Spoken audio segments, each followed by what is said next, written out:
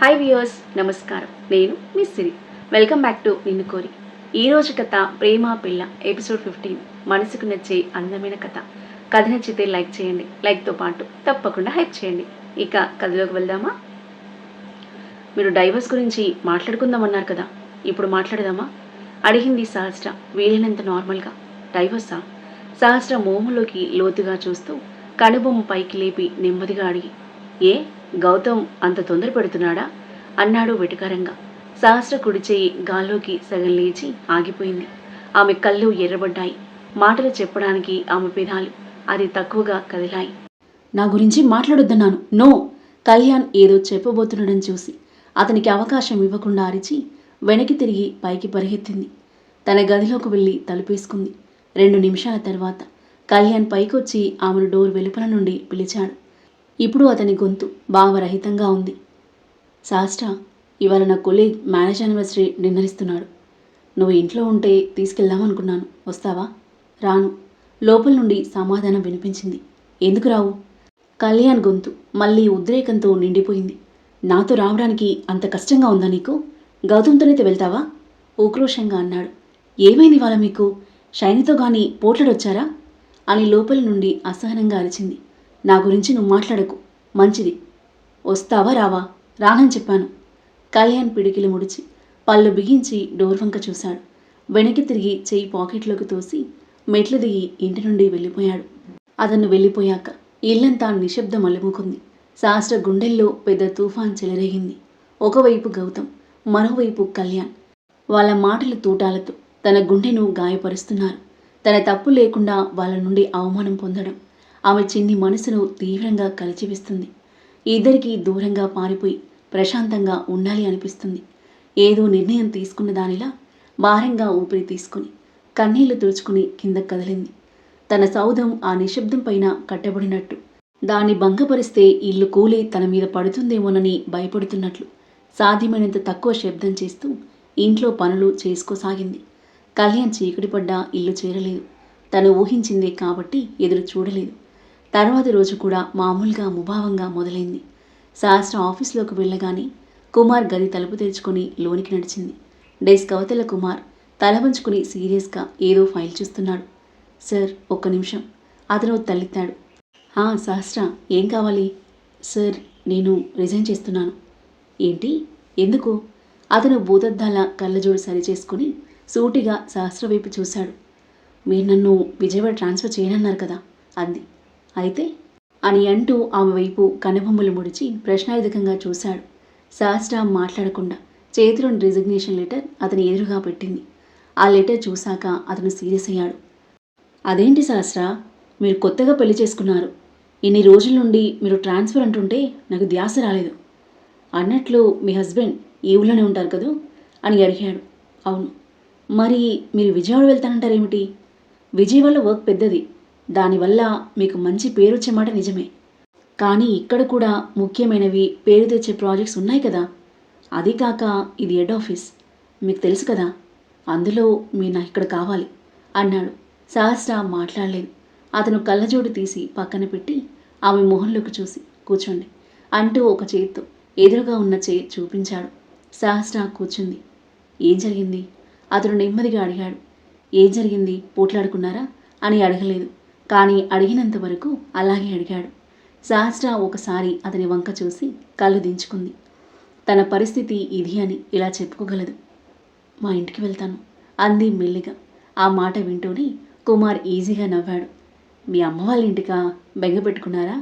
సహస్ర మాట్లాడలేదు. ఆ మాత్రం దానికి రిజైన్ చేయడం ఎందుకు? లీవ్ పెట్టి ఇంటికి వెళ్ళండి. 1 మంత్ చాలా? అతను అడిగాడు. నేను మళ్ళీ రాను. అప్పుడు చూద్దాం. మీరు అప్పటికి కూడా ఇక్కడికి రాదలుచుకోకపోతే అప్పుడే ఇక్కడికి ట్రాన్స్ఫర్ చేస్తాను. రిజైన్ ఎందుకు? సహస్ర ఆలోచించి సరే అంది. మంచిది. అతను తన ఎదురుగా ఉన్న సహస్ర రిజిగ్నేషన్ పేపర్ ఆమె ముందుంచాడు. సహస్ర దాన్ని అందుకుని లేచింది. ఇప్పటికే తను మాట్లాడిన 1-2 మాటల్లోని అతను చాలా విషయాలు గెస్ చేశాడు. అసలే అతను సైకియాట్రిస్ట్ నుండి ఆఫీసర్ అయ్యాడు. ఇప్పటికి ఏం జరిగిందో విషయం మొత్తం తెలుసుకోవాలన్న ఆలోచన అతని మనసులోకి రాకపోతే సరి. వస్తే తన ప్రశ్నలకు తను ఏమై సమాధానం చెప్పగలదు? ఫాస్ట్గా వెళ్ళబోతూ సహస్ర ఒక్క మాట. అతని పిలుపుకి వెనక్కి తిరిగింది. మీరు మరీ షార్ట్ నోటీస్లో కాకుండా కొంత టైం ఇచ్చి లీవ్ పెట్టుకుంటారా అని అడిగాడు. Yes sir. ఇప్పుడు నేను వర్క్ చేస్తున్న 2 ప్రాజెక్ట్స్ ఫినిష్ అయ్యాకే లీవ్ పెడతాను. 2-3 రోజులకు ఏం పోయింది అనుకుంది సహస్ర. మంచిది. డోర్ తీసుకుని ఫాస్ట్గా బయటికి నడిచింది సహస్ర. మేనేజర్ల క్యాబిన్లను జీఎం క్యాబిన్ల నుండి వేరు చేసి పొడవాటి సన్నటి కారిడార్లో నుంచి ఫైల్ పట్టుకుని నడుస్తున్న కళ్యాణ్ను గౌతమ్ కార్నర్ చేశాడు. అతన్ని చూసి ఆగాడు కళ్యాణ్. మీతో ఒక మాట మాట్లాడాలి. కళ్యాణ్ మాటలకు చెప్పండి అని అన్నాడు కళ్యాణ్ వీలైనంత కూల్గా. మీరు సహస్ర నుండి విడాకులు ఎప్పుడు తీసుకుంటున్నారు? గౌతమ్ క్వశ్చన్కి కళ్యాణ్ పెదవులు బిగుసుకున్నాయి కోపంతో. ఇప్పుడు ఇతన్ని పంపిందన్నమాట. చెప్పండి. గౌతమ్ మళ్ళీ అడిగాడు అతన్ని. నేను సహస్రకి విడాకులు ఇవ్వడం లేదు. గౌతమ్ మొహంలోకి సూటిగా చూస్తూ స్థిరంగా చెప్పాడు. ఎందుకేంటి? మొహం చిట్లించాడు కళ్యాణ్. సహస్ర నా భార్య, తన నాకు కావాలి. మరి షైనీ? గౌతమ్ సీరియస్గా అడిగాడు. షైనీ గురించి మీరు మాట్లాడకండి. మనం సహస్ర గురించి మాట్లాడుకుంటున్నాం. సహస్రకి నేను అవసరం లేకపోయినా సరే నేను తనని వదిలిపెట్టాను. చాలా గొప్పగా మాట్లాడాను అనుకుంటున్నారేమో కళ్యాణ్. మీరు సహస్రని మీ ఇష్టం వచ్చినట్టు వాడుకోవడానికి నేను ఒప్పుకోను. You here me? I love her. మీరు ఆవిడకు విడాకులు ఎలా ఇవ్వరో నేను చూస్తాను. ఆమె నన్ను పెళ్ళి ఎలా చేసుకోదో అది తేల్చుకుంటాను. అంత ఈజీగా వదిలిపెట్టాను. మీ లైఫ్ నరకం చేస్తాను. మీరు కలిసి హ్యాపీగా ఎలా ఉంటారో అది చూస్తాను. అతను ఇంకా ఏదో వాగుతూనే ఉన్నాడు. కళ్యాణ్కి ఇక అవేమీ వినిపించలేదు. అతనికి ఒక్కసారి చాలా విషయాలు అవగతమయ్యాయి. తను సహస్ర లేకుండా ఉండలేడు. ఆ కోపానికి జెలసీకి కారణం వేరే ఏది కాదు, ఆమెపై మొదలైన ప్రేమే అని ఇప్పుడిప్పుడే అతను రియలైజ్ అవుతున్నాడు. ఎదురుగా గౌతమ్ ఇంకా రొప్పుతూనే ఉన్నాడు. ముందతనికి ఒక విషయం క్లియర్గా చెప్పాలి. అతను నమ్ముతాడని కాదు, అయినా అనుకుంటూ సహస్ర వాల్యూ ఏంటో నాకు ఇప్పుడిప్పుడే అర్థమవుతుంది గౌతమ్. ఆమెనిక నేను వదిలిపెట్టాను. మీరు అది అర్థం చేసుకోండి. కళ్యాణ్ గౌతమ్కి మళ్ళీ మాట్లాడే అవకాశం ఇవ్వలేదు. జీఎం పిలిచాడు, నేను వెళ్తాను. గౌతమ్ను తప్పించుకుని ముందుకు నడిచాడు కళ్యాణ్. కారిడార్ చివరి దాకా వెళ్ళి ఒకసారి వెనక్కి తిరిగి చూశాడు. గౌతమ్ ఇంకా తన వదిలిన చోటే అటు తిరిగి నిలబడి ఉన్నాడు. తల దించుకుని చేతిలో మొహం పెట్టుకుని ఉన్నాడు.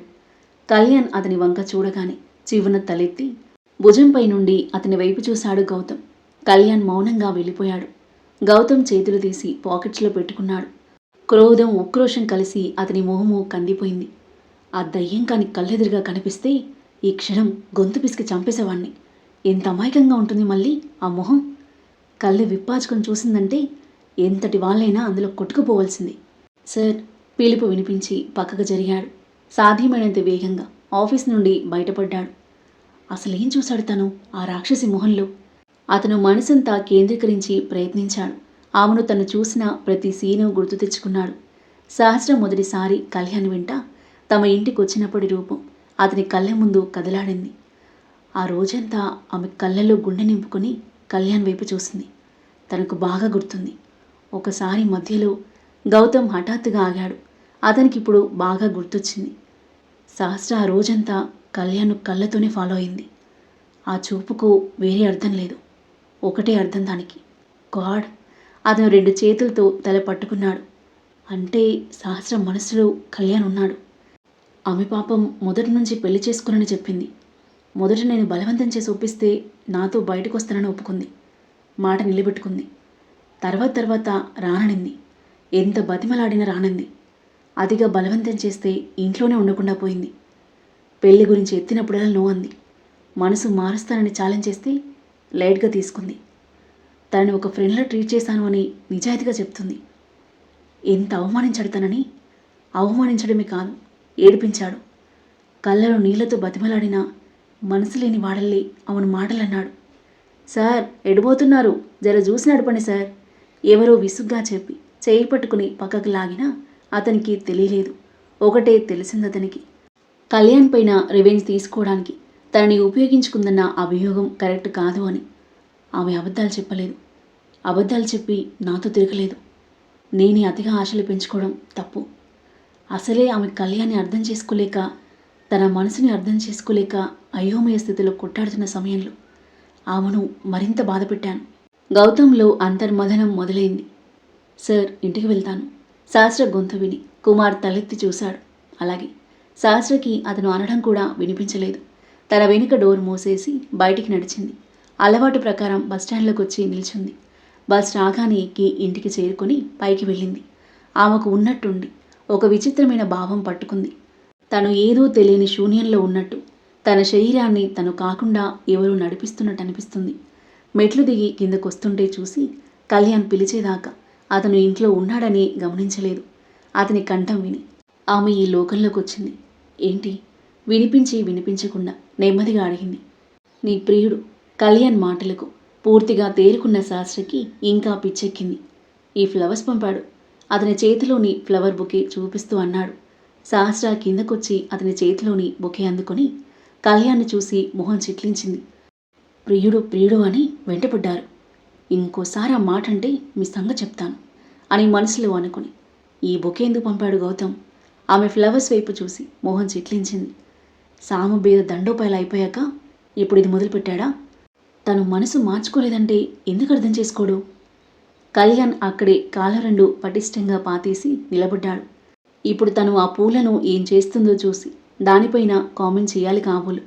ఆ ఫ్లవర్ బొకేలో గులాబీ పూలు, కొన్ని లిల్లీలు ఒక సాటిన్ రిబ్బన్తో కట్టున్నాయి. రిబ్బన్కు ఒక కార్డు అంటించుంది. సహస్ర గారికి క్షమార్పణలతో గౌతమ్. క్షమార్పణలు ఎందుకంట? సహస్ర చదవకముంది కళ్యాణ్ కొట్టినట్టే అడిగాడు. సహస్ర రిబ్బన్ విప్పి పూలు ఒక చేత్తో పట్టుకుంది. నిన్న పెళ్లి చేసుకోమని నన్ను అడిగాడు. నేను కాదంటే గోలి చేశాడు. అందుకు పంపాడేమో. పెళ్లి చేసుకుందామంటే కాదన్నావా? కళ్యాణ్ సహస్ర వెనక్కి నడుస్తూ ఆశ్చర్యంగా అడిగాడు. అతని మనసు సంతోషంతో ఉప్పొంగిపోయింది.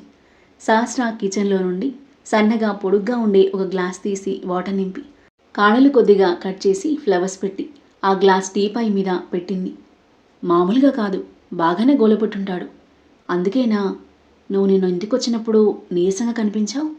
నేను కోపంలో ఉండి పట్టించుకోలేదు అన్నాడు, తన్ని అనుమానించి మాటలతో అవమానించినందుకు చింతిస్తూ. సహస్ర ఏం మాట్లాడకుండా హాల్లోని చిన్న చెక్క అల్మారాలో నుండి బొట్టొకటి తీసి పట్టుకుని బయటికి వెళ్తుంటే, ఎక్కడికి అని అడిగాడు. కాలనీలోని పార్క్కి అని జవాబు చెప్పి బయటికి నడిచింది. నేను రానా అని అడిగాడు. సహస్ర మాట్లాడలేదు. ఇద్దరూ గేట్ తీసుకుని బయటకొచ్చారు. కళ్యాణ్ చేతులు పాకెట్స్లో పెట్టుకొని ఆకాశం వంక చూసి నవ్వుతూ సహస్ర పక్కన నడుస్తున్నాడు. సహస్ర పార్కులో ఒక విరగబోసిన బోగన్ విల్లా దాపున ఒక సిమెంట్ బెంచ్ మీద ఒక చివరన కూర్చొని బాస్కెట్ ఓపెన్ చేసి నీడిల్స్ బయటకు తీసింది. కళ్యాణ్ ఇంకో చివరన కూర్చున్నాడు. ఆమె అప్పుడప్పుడు ఆ స్వెటర్ని అల్లడం చాలాసార్లు చూశాడు. ఇంకెన్ని రోజులు పడుతుంది ఆ స్వెటర్ అడిగాడు Kalyan. Blue, orange, grey colours వాళ్ళ నాన్న కోసం అల్లుతుంది ఆమె దాన్ని. ఇంకా కొన్ని రోజులు పడుతుందన్నట్టు తలూపి ఊరుకుంది సహస్ర. నువ్వు చిన్నప్పుడు బాగా ఆటలాడేదానివా? నేను ఆడేవాణ్ణి చెప్పాడు కళ్యాణ్. ఏదో ఒకటి మాట్లాడాలని సహస్ర మౌనంగా వింటుంది. అవుట్డోర్ గేమ్స్, ఇండోర్ గేమ్స్ అని లేకుండా అన్నీ ఆడేవాడిని. మరి నువ్వు అని అడిగాడు. సహస్ర నీడిల్ పైనున్న రింగ్స్ లెక్కబెట్టుకుంటుంది. అతను కొన్ని క్షణాలు చూసి ఆమె నుండి రెస్పాన్స్ లేకపోవడంతో తల తిప్పి దూరంగా ఆడుకుంటున్న పిల్లల్ని చూశాడు. అసలు నాకు బుద్ధుండాలి అన్నన్ని మాటలన్న తర్వాత ఏ మెరుగనట్టు ఆమె నాతో మాట్లాడుతుందని అనుకోవడం నాదే తప్పు. అదొక్కటేనా? తెలియకుండా చాలా తప్పులు చేశాను. ఇప్పుడు ఆమె మాట్లాడేదిలా. ఇక్కడ కూర్చొని విధవ కావాలా నేను? అయినా పర్వాలేదు, ఇక్కడ నుంచి ఇప్పట్లో కదిలేది లేదు అని మనసులో అనుకుంటూ ఆడేదాన్ని అన్న సహస్ర స్వరానికి కళ్యాణ్ వేగంగా తల తిప్పి ఆమె వైపు చూశాడు సంభ్రమంగా. ఆమె ఇక మాట్లాడదని అనుకున్నాడు. షటిల్ ఎక్కువగా ఆడేదాన్ని. మా స్కూల్లో, కాలేజ్లో నేనే ఛాంపియన్ని అని చెప్పింది సహస్ర. కళ్యాణ్ ఎంత ప్రయత్నించినా మోహం పైన వెలుగుతున్న పిచ్చి నవ్వు అతన్ని వదిలిపోవట్లేదు. సహస్ర స్వెటర్ అల్లడంలో పడి అతన్ని గమనించలేదు. నేను మా కాలేజ్ చెస్ ఛాంపియన్ తెలుసా? అనవసరంగా గొంతు పెంచి గట్టిగా చెప్పానేమో అనిపించింది అతనికి. కానీ గొంతు కూడా సరిగ్గా కంట్రోల్ లేకుండా ఉంది. తెలుసు, మా బామ్మ చెప్పింది. నువ్వు కల్చరల్ ప్రోగ్రామ్స్ ఏమైనా పార్టిసిపేట్ చేసేదానివా అతని మళ్ళీ అడిగాడు. సహస్ర లేదని తలూపింది. నేనైతే కాలేజ్ డేస్లో చాలా ప్రోగ్రామ్స్ ఇచ్చాను. డ్యాన్స్, సాంగ్స్, స్కిట్ అన్నింటిలో యాక్టివ్గా పార్టిసిపేట్ చేసేవాడిని. సహస్ర మొహం పైన సన్నటి నవ్వు పరుచుకుంది. ఒకసారి నేను 3rd క్లాస్ చదువుతున్నప్పుడు మా క్లాస్ టీచర్ నన్ను ఒక డ్యాన్స్కి సెలెక్ట్ చేసింది. నేర్పించింది, బాగా నేర్చుకున్నాను కూడా. కానీ డ్యాన్స్ వేసే రోజు స్కూల్కి వెళ్ళలేదు. వెళ్ళలేదా నవ్వుతూ అడిగాడు కళ్యాణ్. నేర్చుకునే వరకు బాగానే నేర్చుకున్నాను, కానీ స్టేజ్పై అందరూ చూస్తుంటే డ్యాన్స్ చేయాలంటే భయం వేసింది. ఏం చేయాలని ఆలోచించి ఆ రోజు ఎగ్గొట్టా. కళ్యాణ్ నవ్వాడు. తర్వాత రోజు మా టీచర్ నన్ను పిలిచి అడిగింది. నేను ఊర్లో లేనని చెప్పా. వాట్, అంత బాగా అబద్ధం చెప్పావా? కళ్యాణ్ ఆశ్చర్యంగా అడిగాడు. హా. అప్పుడు ఆమె ఏ ఊరు వెళ్ళావని అడిగింది. ఏం చెప్పావు? అమెరికా వెళ్ళానని చెప్పా. కళ్యాణ్ పెద్దగా నవ్వాడు. అమెరికా అని చెప్పావా అని మళ్ళీ మళ్ళీ నవ్వాడు. సహస్ర చిన్నగా నవ్వుతుంది. ఆ తర్వాత అతను అడిగాడు. అప్పుడు మా టీచర్ ఏమందో తెలుసా? ఏమంది? కళ్యాణ్ నవ్వుతూనే అడిగాడు. అమెరికా వెళ్ళొచ్చావా ఒక్క రోజులో, మంచిది. కానీ ఇంకోసారి అబద్ధాలు చెప్పకు అని నా నెత్తిన 2 సార్లు చిన్నగా కొట్టి వదిలిపెట్టారు. నేను వెనక్కి చూసుకుంటూ ఆమె గదిలో నుండి బయటికి నడిచా. ఆ తర్వాత ఎంత ఆలోచించినా ఆమె నేను అబద్ధం చెప్పానని ఇలా కనుక్కున్నారో నాకు అర్థం కాలేదు. సహస్ర ఆశ్చర్యపోతూ చెప్పింది. కళ్యాణ్ ఒకసారి నవ్వుతున్నాడు, దగ్గుతున్నాడు. బెంచ్ మీద సరిగ్గా కూర్చోలేకపోతున్నాడు. అర్థం కాలేదా అని అడిగి మళ్ళీ నవ్వుతున్నాడు. అలాగే నవ్వుతారు. మీకెప్పుడు భయం వేలే స్టేజ్ పైన నిలబడాలి అంటే? సహస్ర అతని నవ్వుకి చిరు కోపం చూపిస్తూ సన్నగా నవ్వుతూ అడిగింది. నో, నాకెప్పుడు భయం వేయలే. నేనెప్పుడు నీలా తప్పించుకోలేదు కూడా, నవ్వుతూ అన్నాడు. ఆ తర్వాత మళ్ళీ నిశ్శబ్దం అలుముకుంది. చెగచెగ స్వెటర్ అల్లుతున్న ఆమె పొడుగాటి వీళ్ల వంక చూస్తూ కూర్చున్నాడు కళ్యాణ్. సహస్ర అతని వంక చూడకపోయినా అతను ప్రసన్నంగా ఉండడం ఆమెకు తెలుస్తూనే ఉంది. ఇందాక గౌతంతో పెళ్లి కాదన్నానని చెప్పినప్పటి నుండి అతని ప్రవర్తన మారిపోవడం ఆమె గమనిస్తూనే ఉంది. ఆ తరువాత ఏం జరగబోతుంది? కళ్యాణ్ శాస్త్రాల మధ్య ఎలాంటి సన్నివేశాలు చోటు చేసుకోబోతున్నాయి? కళ్యాణ్ తన మనసులోని మాటను సహస్రకి చెప్పేస్తాడా? తన రియాక్షన్ ఏంటి? షైనీతో ఏం మాట్లాడబోతున్నాడు? తన పరిస్థితి ఏంటి? అద్భుతమైన కథనంతో ఇంట్రెస్టింగ్గా సాగి ఈ కథ యొక్క నెక్స్ట్ ఎపిసోడ్ కోసం మన నెక్స్ట్ వీడియో చూడండి. కథ నచ్చితే లైక్ చేసి కామెంట్ చేయండి. ఇంకా ఇలాంటి ఇంట్రెస్టింగ్ స్టోరీస్ కోసం మన ఛానల్ని సబ్స్క్రైబ్ చేయండి. Thank you for listening.